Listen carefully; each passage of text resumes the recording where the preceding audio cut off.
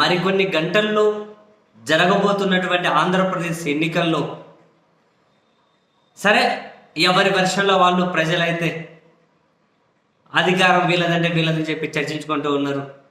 కొందరు ఫాల్స్ ప్రాపగండాలు కావాలనే కొందరు ఫోన్ చేసి టీడీపీ కూటమి అధికారంలోకి వస్తుంది పెట్టేస్తావా ఒకటికి రెండింతలు అని చెప్పి సరే ఎత్తామన్నారు అనుకో మళ్ళీ ఎవరైనా ఉలుకు ఉండదు పలుకు ఉండదు అదో రకమైన కొందరు మళ్ళీ పోస్టులు పెడతారు టీడీపీ కూటమి గెలుతుందని చెప్పి ఇప్పుడే పందెం పెట్టినా అని రకరకాలు. అండ్ ఇటువంటి డ్రామా ఆర్టిస్టుల కథ పక్కన పెడితే కొందరు నిజంగానే బెట్టింగ్లు వేస్తూ ఉన్నారు. ప్రధానంగా బెట్టింగ్లను ఎక్కువ ఆకర్షిస్తున్న నియోజకవర్గాలు పిఠాపురం ఒకటి, మంగళగిరి ఒకటి, కుప్పం ఒకటి. కుప్పంలో చంద్రబాబు మెజారిటీ మీద కూడా 5 నుంచి 10,000 అని 5,000 కంటే తక్కువ అని ఓడిపోతున్నది. ఈ విధంగా మంగళగిరి పిఠాపురం ప్రధానంగా. అండ్ ఉండిలో రఘురామకృష్ణంరాజు గారి మీద కూడా బెట్టింగ్లు జరుగుతూ ఉన్నాయి. ఇంట్రెస్టింగ్ ఏంటి అంటే మంగళగిరి పిఠాపురంలో లోకేష్ పవన్ కళ్యాణ్ గెలుస్తాడా ఓడతాడా అనే దాని చుట్టూ బెట్టింగ్లు జరుగుతూ ఉంటాయి. ఉండిలో రఘురామకృష్ణంరాజు 3వ ప్లేస్లో ఉంటాడని చెప్పి కూడా బెట్టింగ్లు పెడుతున్నారు. భలే ఇంట్రెస్టింగ్ అనిపించింది. ఉండిలో రఘురామకృష్ణంరాజు గెలుస్తాడు 2వ ప్లేస్ అని కాదు 3వ ప్లేస్ అని చెప్పి బెట్టింగ్లు ఇస్తున్నారు.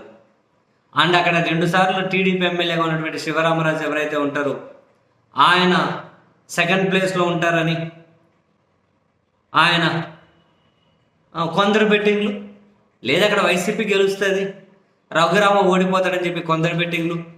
అండ్ ఆ శివరామరాజు ఫార్వర్డ్ బ్లాక్ పార్టీ నుంచి చేశారు. ఆయనకు 35 నుంచి 40,000 ఓట్లు వస్తాయని చెప్పి ఇవి కొన్ని బెట్టింగ్లు. ఫుల్ బెట్టింగ్ల సీజన్ అయితే స్టార్ట్ అయిపోయింది. విపరీతమైన బెట్టింగ్లు అయితే నడుస్తూ ఉన్నాయి. ఇంతకుముందు ఎన్నడూ జరగనంతటి పీక్ అంటే ఫుల్ వేడిగా ఆంధ్రప్రదేశ్ ఎన్నికలు అయితే జరుగుతూ ఉన్న వేళ ఇంతకుముందు ఇప్పుడు జరగనంత వేడిగా జరుగుతూ ఉన్నాయి ఆ ఎన్నికలు జరుగుతూ ఉంటాయి. ఇప్పుడు ఇక్కడేమో బెట్టింగ్లు పతాక స్థాయిలో నడుస్తూ ఉన్నాయి. ఫుల్ బెట్టింగ్లు. రఘురామకృష్ణరాజు 3వ ప్లేస్ అని చెప్పి ఎందుకు అనవసరంగా ఎవరికైనా బెట్టింగ్ లాంటి వాటి జోలికి పోకండి. మీకు ఒక అంచనా ఉండడం తప్పలేకపోవచ్చు. అనవసరంగా బెట్టింగ్లు వేసి నష్టపోయి కుటుంబాలను కూడా వీధిలోకి తీసుకొచ్చే పరిస్థితి అయితే దయచేసి తీసుకొచ్చుకోకండి. ఏదో అంత ఆగలేకపోతే 5,000 10,000 వరకు ఆగితే ఓకేనే, కానీ పొలాలు ఆస్తులు అప్పులు చేసో ఒంట్లో బంగారం ఒంటి మీద బంగారము దయచేసి ఈ పని చేయకండి. ఎందుకు అనవసరమైన రిస్క్లో పడతారు.